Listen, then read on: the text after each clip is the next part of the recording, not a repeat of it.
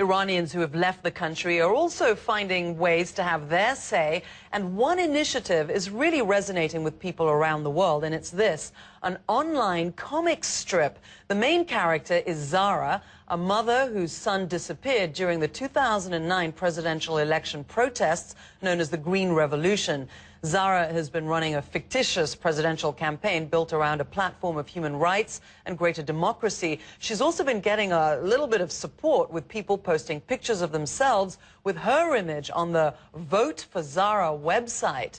For more on how virtual campaigns like Zara's can raise awareness about the issues in Iran, like human rights, as well as push for more democracy, I'm joined by Amir Soltani from Berkeley, California. He's an Iranian-American journalist and also the creator of Zara's Paradise. Great to have you on the show. What inspired you to write and draw this character? Well, you know, the inspiration for Zara's Paradise came from Iran. If you remember, in the 2009 protests, literally millions of people went into the streets of Tehran, and they were all out there with their cell phones. You had the birth of the citizen journalist, because they wanted their image and their protest and their vision of Iran seen and felt. So Zara's Paradise, our graphic novel, was really a compilation of the images that were coming out of the 2009 protests. Suddenly the world saw another Iran, and it was a beautiful Iran. It was gentle and united and full of hope. And so we wanted to capture that. And in a sense, we always say that the Iranian people were the co-authors of Zara's Paradise. The graphic novel is a great medium for communication. It's fast, it's cheap, and it's easy. And then on the internet, all the barriers of space and time and distance and language broke down. So before we knew it, a lot of people were just coming on our website and rooting for Zahra, really rooting for, since Zahra's really was the story of a real mother who was about to bury her son, who'd essentially all he had done was ask, "Where is my vote?" She resonated with people. There was a sense that Iranians shouldn't have to be constantly burying their children in Zahra's Paradise, which is the main cemetery in Iran, simply for wanting a better future. Do you think it resonated mostly with expats and Iranian Americans like yourself, or it also resonated inside Iran? I think 300 people or so voted for Zara inside Iran, right?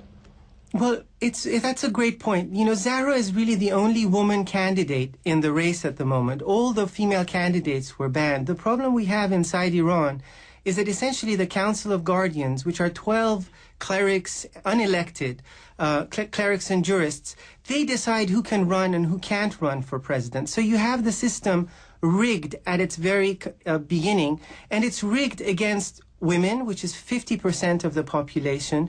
And if you consider the fact that the 12 men on the Council of Guardians are all average age 70, when in fact Iran is a country of 70 million, and about, if I'm not mistaken on this, I think around 70% of the country are under 35.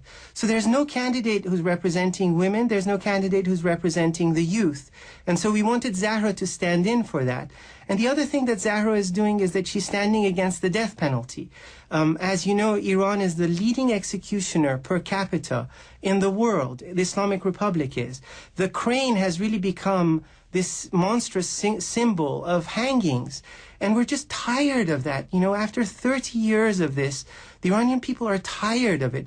Friends of mine have been saying that in some ways being in Iran is kind of like being hostage. It's as if, you know, the American hostage crisis is solved, but the Iranian hostage crisis continues. Because we have a supreme leader who rules the country with 60 votes that were cast in 1989. That's almost 25 years ago. So by what right does a single man rule an entire country with only 60 votes? Zahra has a lot more votes than he does. Zara may end up in a Wien prison at some point. You realize this, given everything that she stands for, right?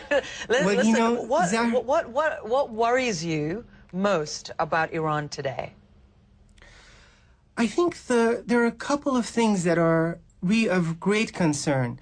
The Islamic Republic has made the enrichment of uranium the absolute sovereign right of the Iranian people, and it portrays the outside world as wanting to take the Iranian people's rights away.